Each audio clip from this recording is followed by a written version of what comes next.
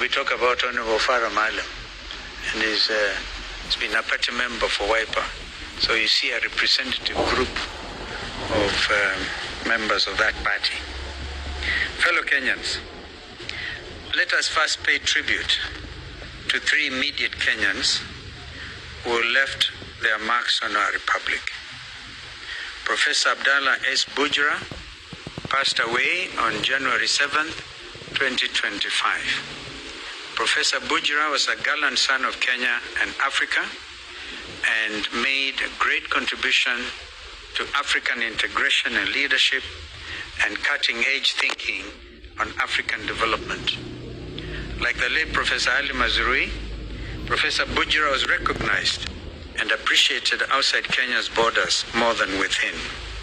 He served the continent as the first full-time executive secretary of the Council for the Development of Economic and Social Research in Africa, one of the premier research institutions in our continent, as well as the Organization of African Union, OAU, as it then was, in various capacities, including as a CEO of the International Panel of Eminent Personalities between 1998 and 2000.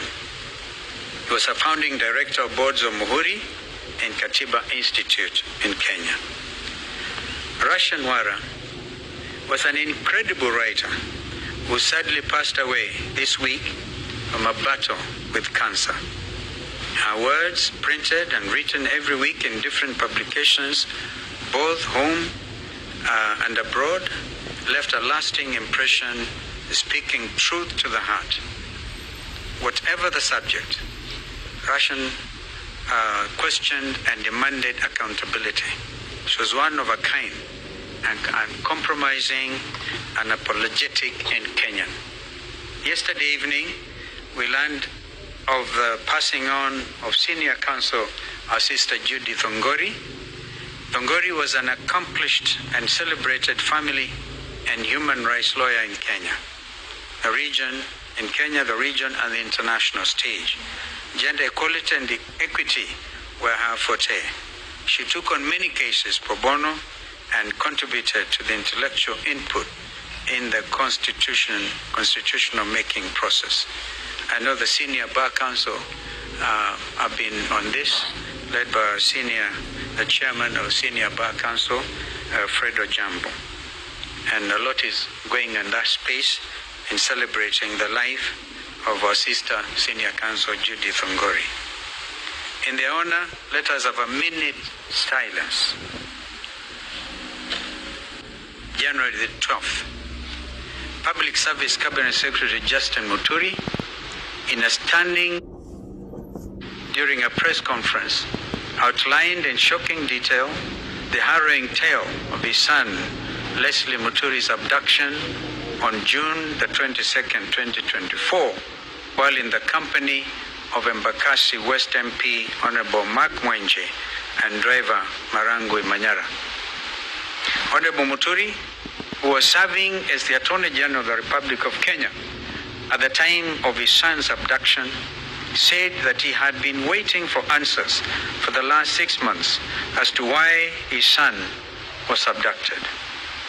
What should be of concern to any law-abiding citizen is that Honorable Muturi, as Attorney General of the Republic of Kenya, sat on the National Security Council, the top security organ in the country.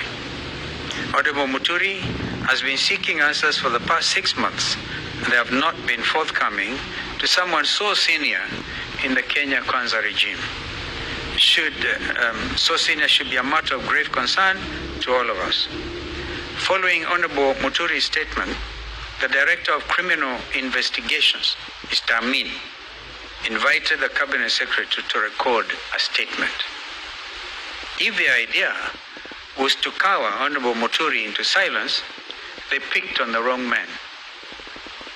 If the bombshell of the Sunday statement was not enough, Honorable Muturi signed the statement, clearly and squarely pointed the blame at the main culprit behind the inhuman abductions.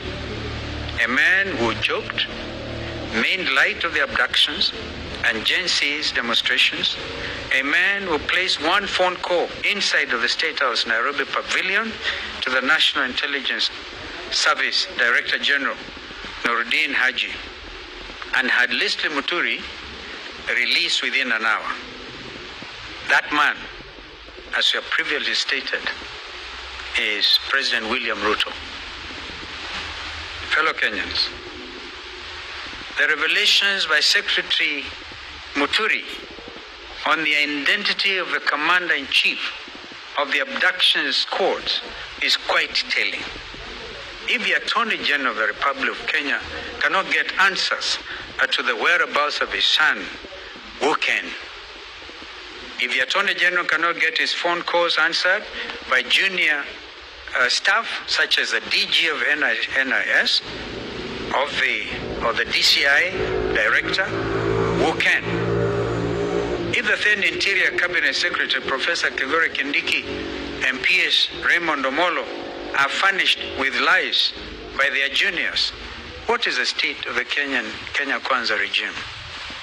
Fellow Kenyans, the Kenya Kwanza regime has established command and control structures outside of the Constitution of the Republic of Kenya, carrying out illegal and criminal activities against Kenyans. We have actually since established that some headquarters of this abduction squad was somewhere near Ruaraka. As we have previously stated, William Ruto is a commander-in-chief of the abduction squads. This has been clearly demonstrated by his own public pronouncements on the abductions, as well as those of his conceited cronies in government. Kenyans and the international community should read between the lines. Mr. Ruto and his lieutenants' chest thumping over 2 weeks ago in Bungoma was not only a gross violation of Mr. Ruto's oath of office, it also bore all the hallmarks of a dictatorship and a crude attempt to instill fear in Kenyans by subduing them into silence. Mr. Ruto's dictatorship, which now kidnaps and tortures people in underground prisons, must be considered as a renegade criminal enterprise. And this in accordance with the ICC's Rome Statute. And for the avoidance of doubt, the Director General of NSIS could not be held responsible alone. The ICC statute talks about the person bearing the highest responsibility. And that is not Nuruddin Haji, that is William Samoei Arap Ruto. The People's Loyal Opposition will not sit back and allow this disgraceful attempt to take us back into the dark days of fear and oppression. We shall lead from the front. You've actually demonstrated leadership from the front because you've been in court. We'll fight them in court, we'll fight them in the streets, we'll fight them everywhere. We demand that Mr. Ruto respects Kenyans and the oath of office he has sworn to preserve under Kenya's Constitution 2010. We also demand the immediate release of the remaining abductees. We actually have a date on the 27th with the Inspector General of Police, Mr. Kanja, before Justice Bahati Namui. And they know what the ruling was by Justice Bahati. If they will not show up on the 27th, he will cite, convict, and sentence on the spot. So nobody's above the law. Not even Director General Kanja or Director DCI, Mr. Amin. If Ruto refuses to respect and enforce Kenya's constitution and laws, the solution is straightforward. He should resign. And the world is changing. Just today or yesterday, a sitting president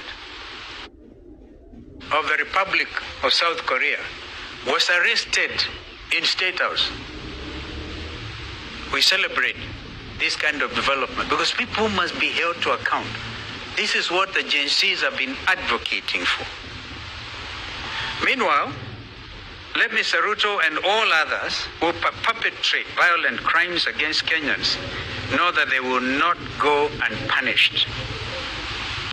On the Independent Electoral Boundaries Commission, IBC, we have been very clear and consistent and followed the law at all times. Those who are barriers to the establishment of the IBC selection panel are puppets of Mr. Ruto. They bear the highest responsibility in the current constitutional crisis and an attempt to pre-rig the 2027 general elections. We will not allow that to happen. And I will ask my brother Kioni to respond to some of the remarks by some of these renegades who can even say they know how to manufacture presidencies beyond 24 years. These renegades must be called out.